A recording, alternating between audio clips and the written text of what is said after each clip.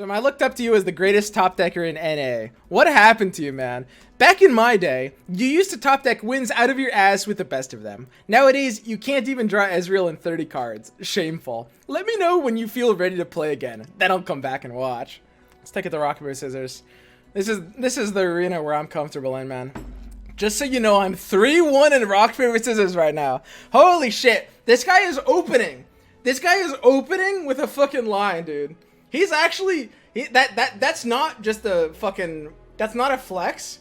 It's a mind game. He's saying he's 3-1 in rock, paper, scissors to change the way how we play rock, paper, scissors. We're both gonna open with like statements. He's gonna say, well, just so you know, I'm 3-1 and I never pick scissors. And I'll be saying, well, but I always pick rock. And then, it kind of tarnishes the integrity of rock, paper, scissors. I don't like going in with pre-information, because like otherwise everybody will do that. Rock, paper, scissors integrity. I'm very serious.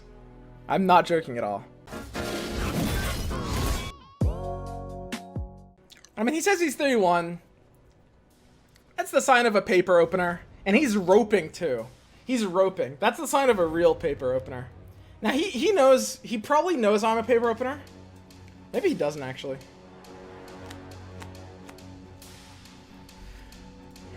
Just do it. Wow, scissors opener. Yeah. So he's double mind gaming me. He likes opening paper, but he puts me as a paper opener too. I think this guy might be smart enough to pick paper here. A genius would pick paper here. I'm going rock because it's so exploitable to just like shift up. People will always overrepresent staying. People love staying, like a lot. He snapped this too. I'm gonna put him on scissors again. Snapping is a vulnerability. It puts you on staying. He snaps a third time. Woo! God, the balls on this guy. God, I mean, I have to go with rock.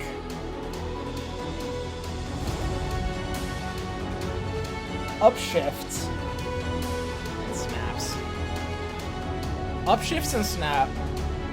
I mean, I've rocked 3 times in a row. So he puts me as a rock stayer. I think if I switch to scissors now, I'll beat him. Got him. I'm so fucking nuts, dude.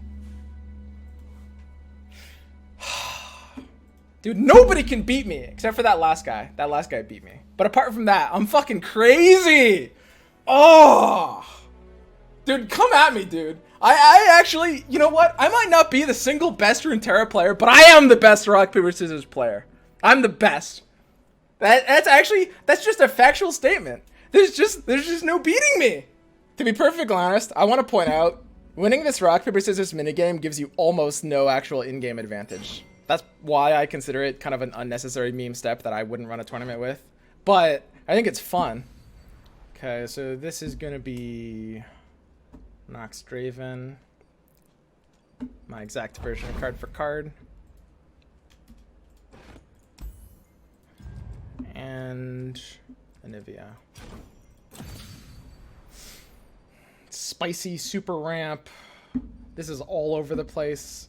3 weirding stones, 3 boxes. What the fuck? What is this deck? Holy shit.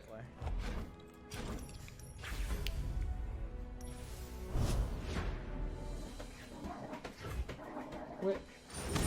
Oh, he's going wild. He's a feral beast. So I mean, attacking first in this matchup should give us an advantage. Gives us like the Draven attack turn, which is big. Like I said, he's playing this exact deck. You don't want Ezreal early here, I think. What are these good against? Round 1, fight! Blade's Edge kind of sucks in this matchup early on. Where it's like, Mystic Shot at least hits like Arachnoid Sentry. I don't know. You do need to kill the Draven, it's pretty important. I guess some weirdos actually play their Ezreal from their hand, and you need to save to punish those.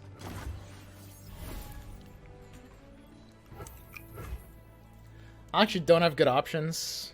Looks like it'll be a double pass from both of us. Housebider's so abusable. Playing Housebider here from him is a straight up misplay. He'll probably pass back if he's smart. This guy's pretty smart.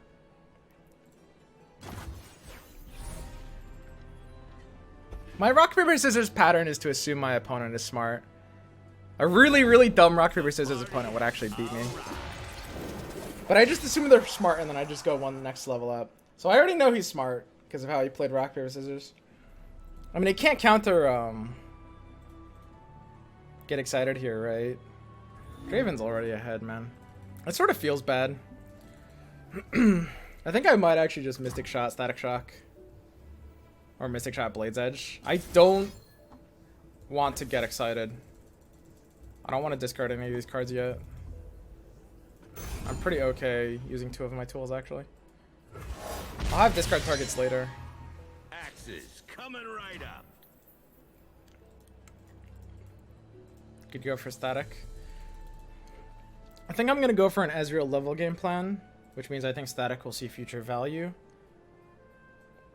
It's really hard for him to never play into Static.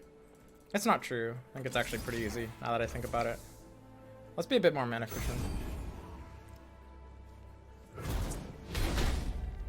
My beautiful face. Really wish we had Draven. He's burning 1 here, which feels good for me. I'm at 2 and he's at 0. I'm chilling. He's burning more than me.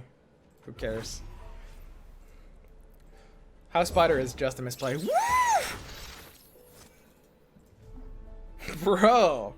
Imagine actually playing units, dude. That's crazy, dude.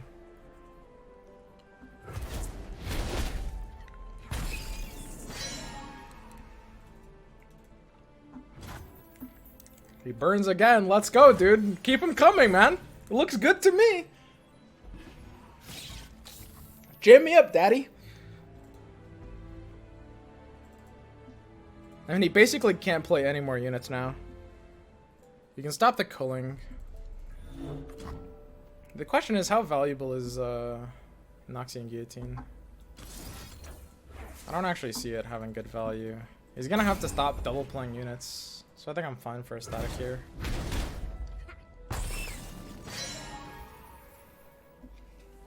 It's gonna be hard to avoid playing units. It's possible we're so far ahead of his Ezreal it doesn't matter. I'm not gonna give him static mana this turn though. If he progress days, then I'll maybe House Spider. But I'm not gonna free up his mana this turn. Actually, he doesn't have enough room in his hand for progress day anyway. He's got a 10 card hand. I mean, if I pass, I have a 10 card hand. We both have 10 card hands. If I pass, we're both burning together. Most people don't check the amount of cards the opponent has in their hand. Most people would just look at the spot and be like, oh, I've got a 10 card hand, I have to play something. This guy would be fairly big brain to pass back here. I respect. Okay. So are we just going to mill here? Ah, fuck. The pressure's on us. We're at 25, he's at 28. Ah. Yeah, I mean, I have to act now. I think that last play was fine. It's exploitable, but I didn't expect most people to pass there. Whereas now, I basically have to play House Spider, right? I could rummage it away. Just look for, like, the full burn combo. How much damage do I have? The problem is you can't rummage away Jury Rig.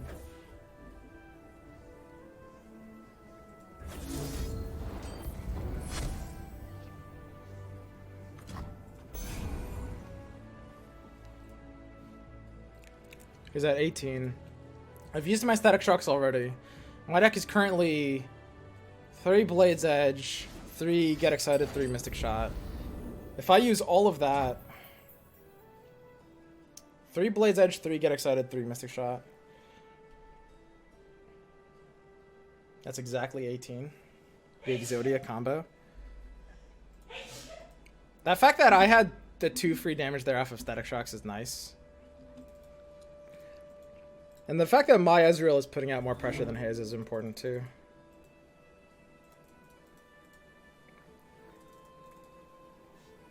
I have 2 progress days.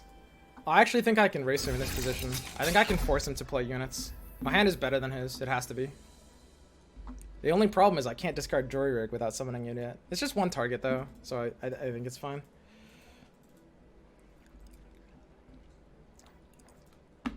My Ezreal is just closer to leveling than his. He can't play units. I mean, I can rummage in progress though.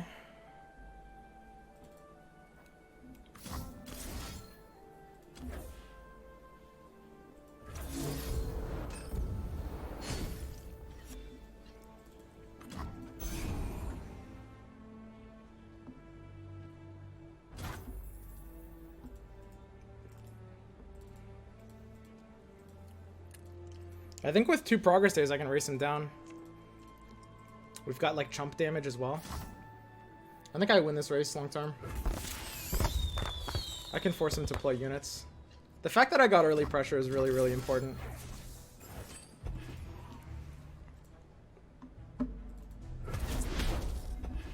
He can't burn here.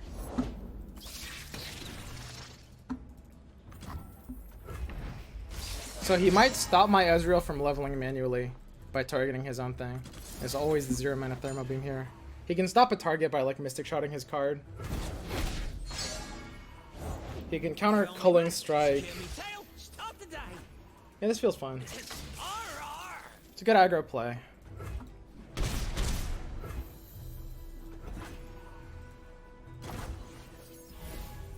It's a little vulnerable.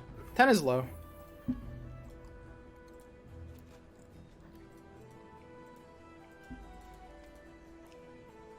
I mean, he can't stop the Ezreal flip here, which is really big. And I've got 2 Ezreals. If I play 1 Ezreal, it's a little vulnerable to Killing Strike. My level of progress is way ahead of his. If he tries to kill it with a Get Excited, we have the flip. He has to know we have the flip. Killing Strike is a one-of. He could also go for like a double kill with Noxian Guillotine. Ezreal's a little too vulnerable here, all of a sudden. I don't know. If he uses burn outside of my face, I think he actually has to go in really, really aggressively and really, really early. His odds of being on Culling Strike are, I think, low enough.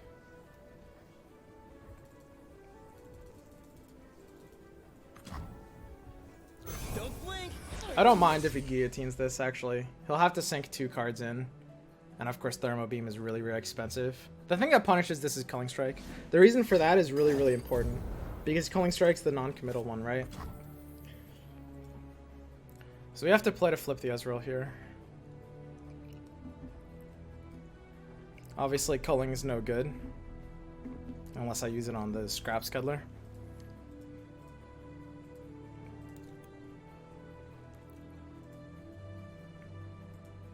I can deny him Ezreal targets. I can deny him 2 by killing my own Ezreal with culling. I think that's a little too trolly though.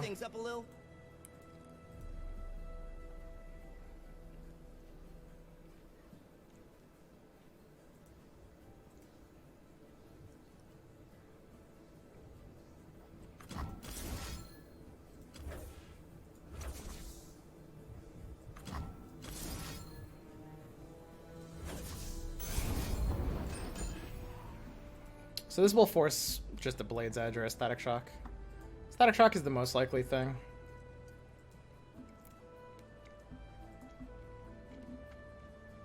Man, I might have messed this up. I don't have a ton of experience with Ezreal Draven Mirror. This is a matchup that I didn't practice. I think tapping yourself down that one turn and taking 7 to the face had to have been wrong.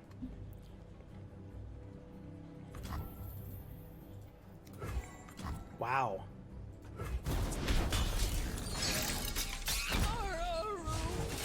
That's gigantic. That's really surprising. 0 static, 0 mystic, 0 Blaze Edge, or he's just going full face. It's kind of hard to just go full face. I don't know.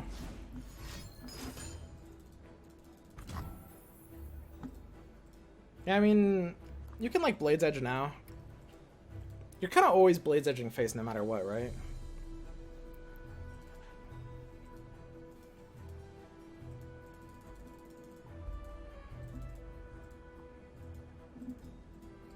He's only 2 out of 8. If he was more, I could consider Blade's Edging my own Ezreal to deny him a target. But his Guillotine isn't reusable here. He could be on Rummage. Blade's Edging my own thing is not that bad. But he already used the Rummage. He's only used one. So Blaze Edging my own Ezreal, denies him a target, denies him rummage for the turn. I think when he's 2 out of 8, I think it's probably not worth it. I don't know, the 1 damage reach to face is, I think, fairly important.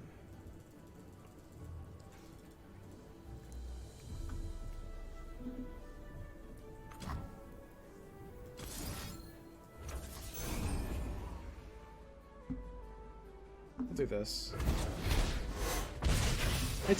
I'm fairly close to Blades Edging Ezreal. If his Ezreal was like a little closer to being leveled, I definitely would think about doing it. Or if he had like a second guillotine target this turn, or if we could put him on rummage, then it's like it actually becomes fine to Blades Edge Ezreal, because the odds of the game being lost by 1 health aren't super high. Whereas the odds of the game being lost by like an Ezreal target are actually viable. The problem is this open attack there. I think we forced enough of his removal out of him though. It's like we forced him to get excited and he just Blades Edge this now. This Blades Edge, you do that either way. The question is basically what's his win condition here? We obviously can't act here. He's used 2 get exciteds. I don't know, pushing 7 without flipping Ezreal is going to be a little tricky here.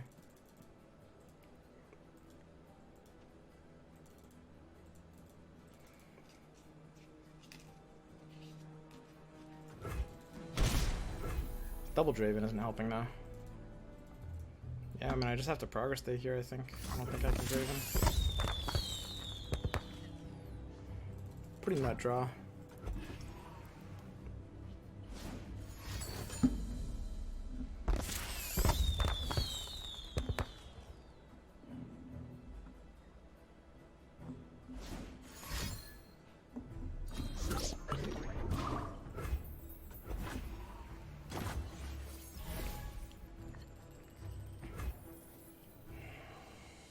So I have to play Trump Womp first, I think.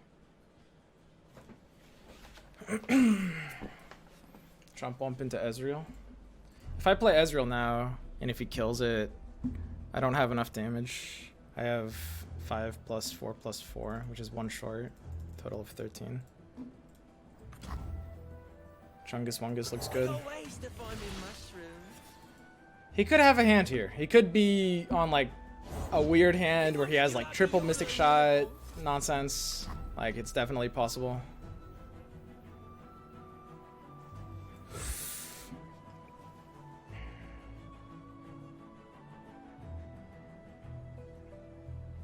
Can't play Draven here. Can't afford it.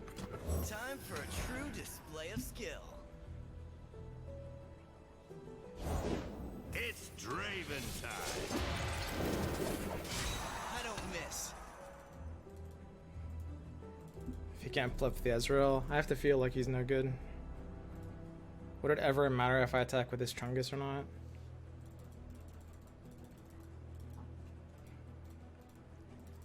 Kinda can't, right?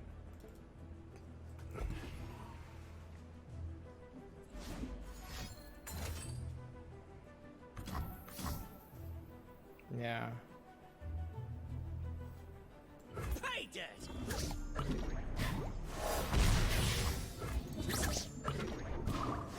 I think the Draven there might have been a little bit better.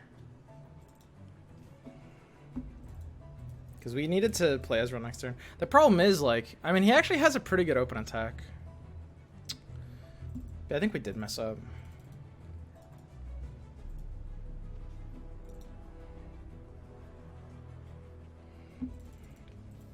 I mean, it's not like he has second culling, right? So I think it's a win no matter what happens. Unless he top decks lethal. If he top decks lethal, then I guess it's a loss. I know you're thinking and stuff, but could you maybe speed things up a little?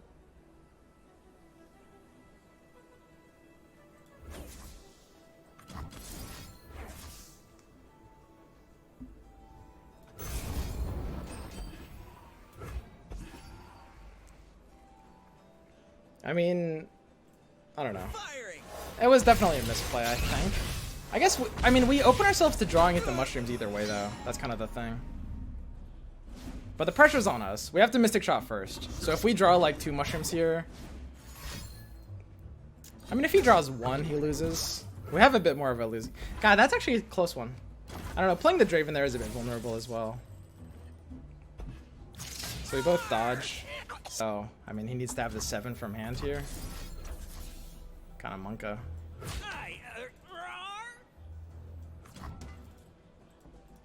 Can't matter.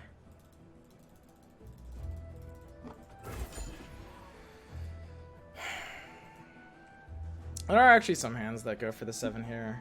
It's pretty common that there's like... Actually, 6 is hard. It's like 1 of each, maybe. Could be 6. You played some mushrooms. Fatality. I don't know. That was weird. I think that wasn't a very clean game. Going down to 10 was, I think, unnecessary. I think. We had to be prepared to burn some mana there. I didn't expect him to set me to 10 so early, just by tapping out. It's like Sentry plus Chungus was a good counterplay to that option. I need to play that matchup a bit more. And then, God, in that final spot, do you play the Draven first? It's so vulnerable to an open attack. I had to play that final spot like that. I had to not play Draven there. I had to. So yeah, the one misplay might have... I think tapping out and taking 7. I think I should have realized that a smart player would have gone in with like Arachnoid Sentry and Chungus. And that's just too much of a vulnerability. So that was definitely a bit of a misplay. That guy played well. This is a very good player. Therefore, this is the best way to win at rock, paper, scissors. If you lose the first round, switch to the thing that beats your opponent. Just play it. If you win, don't keep playing the same thing, but instead switch to the thing that would beat it. In other words, play your hand. Play the hand your losing opponent just played. What do you think? I think that's kind of awful. So we have a full blind opening hand here. Feels kind of bad going in blind. Sometimes you just get kind of shit on. I don't think I can keep early Zed here, actually. So this is the weird deck. Round 2. Fight. I don't know. I don't feel unfavored here, but it's always awkward. So the question is, how many ways does he have of dealing with Zed? I don't know. I mean, Zed, when I need early drops, when I don't even have attack token on 3, just I think can't be worth keeping. I need to make sure I've got something for the early game. Pretty awkward hands. I think we're maybe slightly favored on the matchup, which can kind of redeem the hand. He's got 1 Vile Feast. This guy's using a weird second deck. Like, Niz Nox Ezreal is super standard. The second deck is like all over the place. He's like 1 Vile Feast, 2 Harsh Winds, 3 the box. You gotta really respect the box here. They'll never see us coming. See the Nebastian border from here. Do a Wayfinder is amazing. You're lit. Honestly, I mean, that is kind of all you need, baby. That is kind of all you need. Safeguard our The Zed top deck, I detect.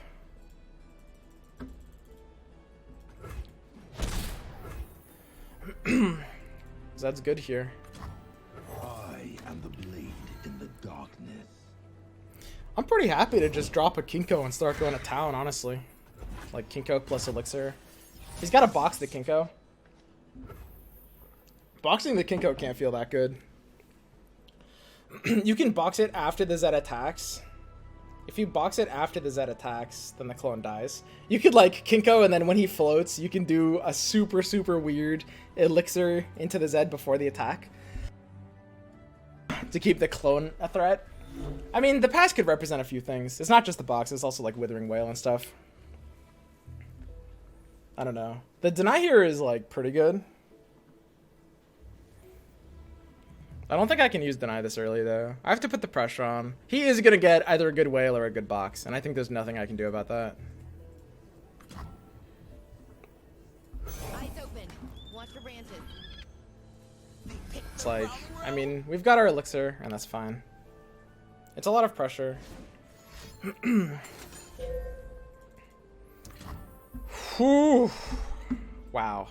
So that's his 1 of Vile Feast that he drew. Very interesting. Very interesting.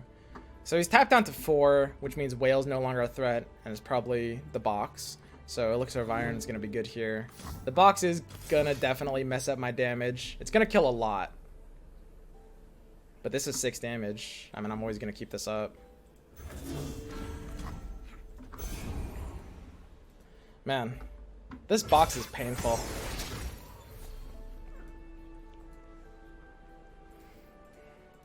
box is really painful. But it's not like I can just pass here. I mean, I'm always attacking. Ouch. Big ouch. Look out for reavers. I mean, you never put the opponent on box, but in this case, he's running an open deck list with 3 the box. And that's something that I think you would actually probably keep in a lot of opening hands here. Bit of a high roll, no box. You definitely expect him to be on something there. It's not a huge high roll. It's not like, I mean, his odds of being on the box were pretty close to 50%. So it's not like crazy, but it's definitely the scare card there. So, I mean, there's a fairly high chance he could be on like a whale or a ruination. Neither is good against this hand, of course. This deny card is neat.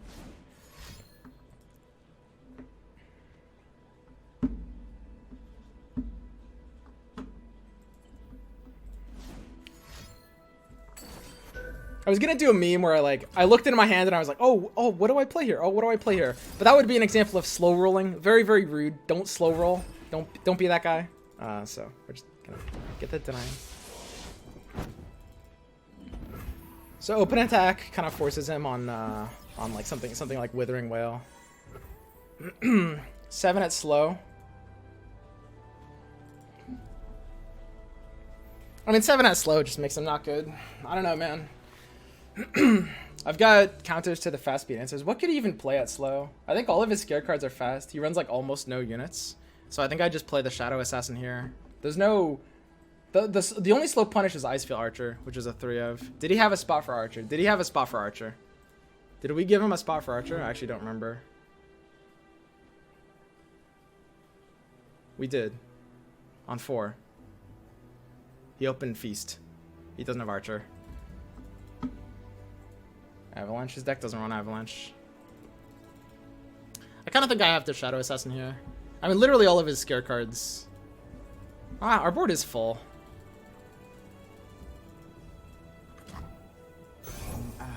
All of his scare cards are at fast speed, though. It's like, what can he punish me with here? Archer top deck is the only thing.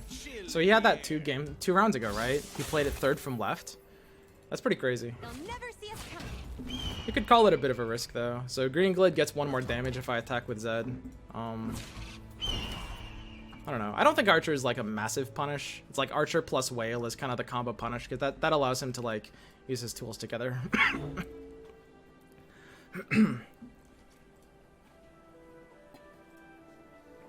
Zed deals a little bit more damage, which is actually kind of important against the Whale. Whereas, like, we refuge the Green Glade duo, but the Omen Hawk's dead, just a Whale. So Zed here looks good. No Conspirator. No, I think we need to refuge the Whale. I mean, the Whale's the only thing that makes him good here. I'll protect the villages. I don't know. It might have been, like, just a little cheeky to develop the Shadow Assassin. I think it's fine. It's a fight they I don't think we're, like, super punished by doing this. I don't understand, like, I'm not reading the hand wrong, right?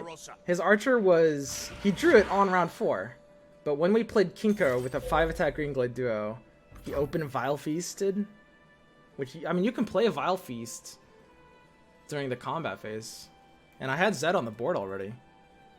That seems, or, am I stupid? Didn't I have Zed on the board already? I did, didn't I? I think so.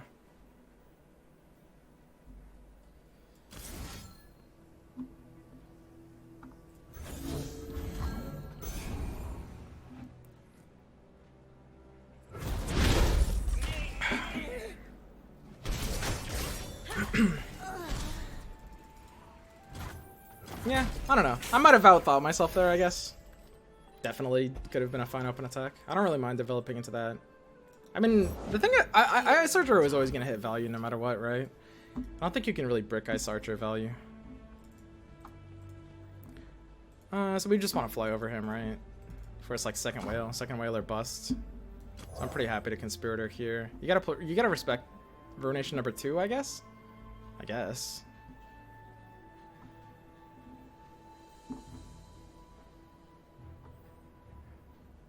I don't know. I just want to keep my shit alive. This makes Conspirator die to second whale, though. Second whale is really fucking spooky.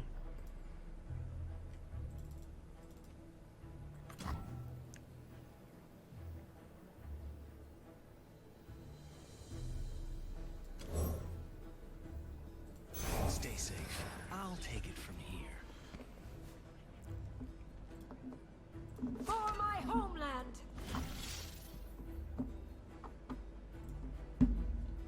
Punish restraint. A world in perfect stillness. The order. We can break Ruination, I think, which is nice. All we need to do to break Ruination is play 6 damage afterwards, which is pretty easy. We're gonna have 7 mana. Sorry, we're gonna have 8 mana, and 6 damage is. It's gotta be 2 cards here. There's no 1 card 6 damage. So at 8 mana. So like I protect her life blade. No. I can't play the big life blade. I mean I have to protect our green blade duo. I just have to. I mean if I play the duo and he ruinates, he survives at 1. Top deck the full nut, the 1 out of 26 chance, like the good players that we are.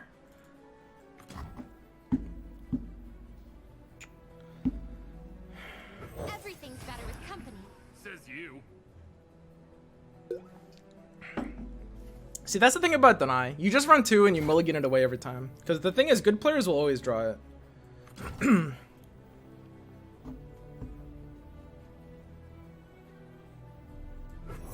on, Fuzzball. Hey.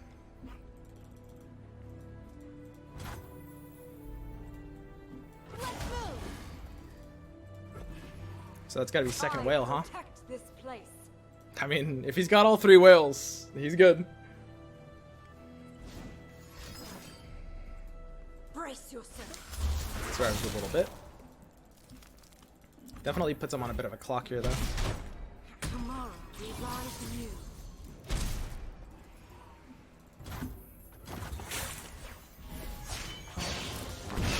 The Freljord's eternal guardian. So that was a normal Harsh Winds. I bring the storm. Don't want any trouble.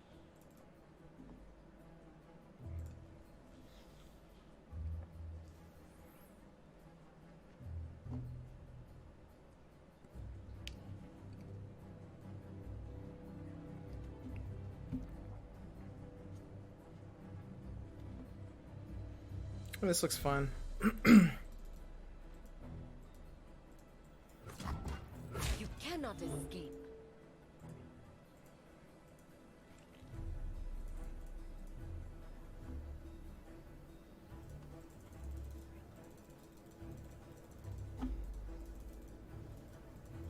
Never really matters what we do, right?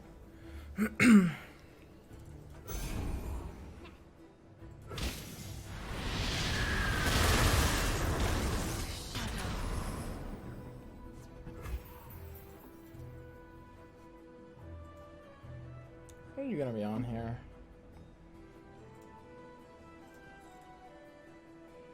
Gotta respect the box, so I don't want to double develop onto the same turn.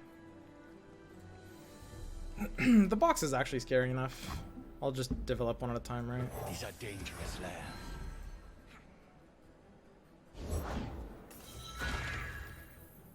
High odds of having drawn the box recently. Brittle Steel is pretty scary.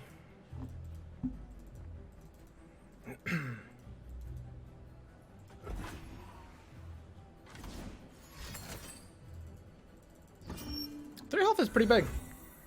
That could easily make a big difference here.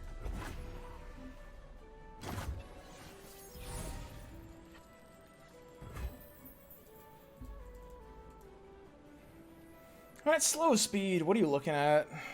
Ruination gives him 4, which is pretty much no good. I mean, you just beat combos. You always develop here, right? I can't put him on like second archer. I literally like don't even beat a brittle steel if I don't develop here. I have to develop. They cannot strike what they cannot see. Will of Ionia is kind of a nothing draw. His odds of being on the box are fairly high. Honestly, there's a consideration to just attack now. It's like, I actually don't think I can afford to lose 2 units to the box. And I suspect I can't deny it either. You would never play around second deny. Wow, would I just go in with deny? I guess I would. Yeah, I guess I have to. Quietly. Deny the box, and then when he grasps, I will. Maybe. They'll never see us coming. There's the brittle steel. Box means he's got a block. This place. So now we deny the box.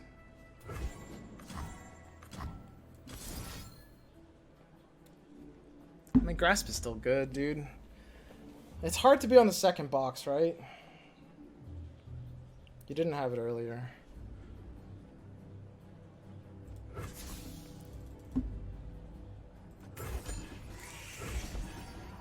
You don't like having your deny forced out like that, but I mean, obviously you have to do it. You have no choice. This is a really good counter to grasp. Harsh Winds is okay. Force that out as well. So, I mean, we've basically got, what, one more draw? We've basically just got one more attack. He's fairly low on answers, but yeah, maybe he just has enough. Definitely feels bad. I think we're officially behind at this point.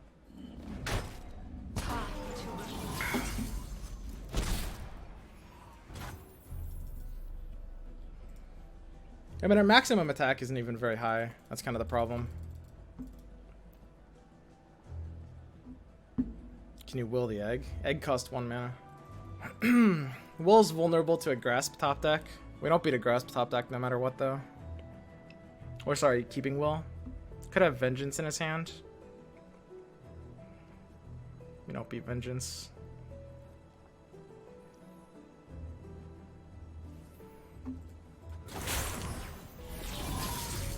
Yeah, that Will top deck is kind of sad. So, I mean, if he's got nothing, I could be good.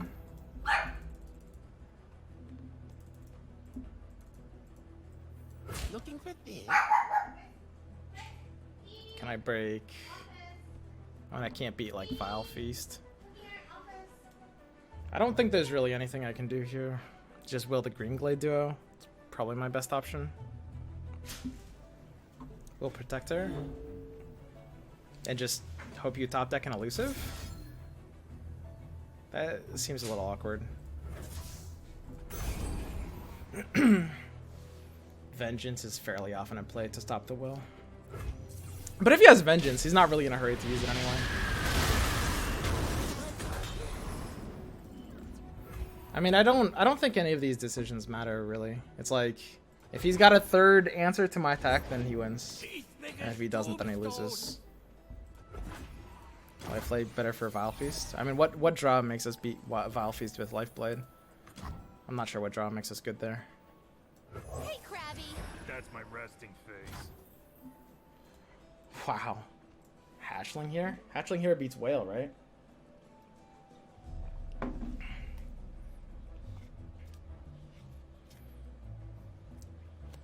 If I play Blade Scout, a smart player will Whale me before I Hatchling, and then we lose. But Hatchling breaks Whale. Hatchling does not beat Ruination, though. Second Whale versus second Ruination. He didn't have the Whale last turn. Beats Whale and box. How does it beat the box? We can't beat the box no matter what. I mean, the only thing that matters is beating Whale. Whale is the only thing we can beat. Well, I mean, we can beat Ruination. But Whale's probably the most likely thing. Because he's only used one, right? It's just like a Go Fish game at this point. You just go for a Hatchling first to beat Whale.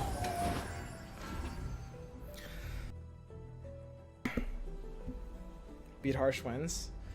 I mean, you can say like Harsh Winds and Anivia's Harsh Winds. He only has like 2 harsh winds in the deck though.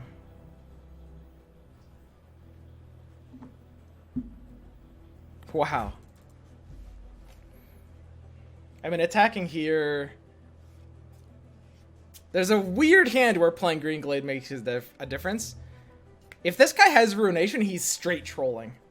Like, he knows our hand is green. No, he actually doesn't. Wait, he doesn't. He doesn't know that. Oh god, do I attack now? We lose to Whale, or we beat Whale.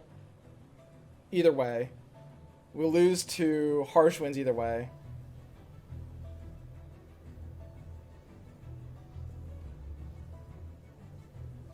We beat Grasp if we develop here. I can't play around the Ruination. I have to develop here.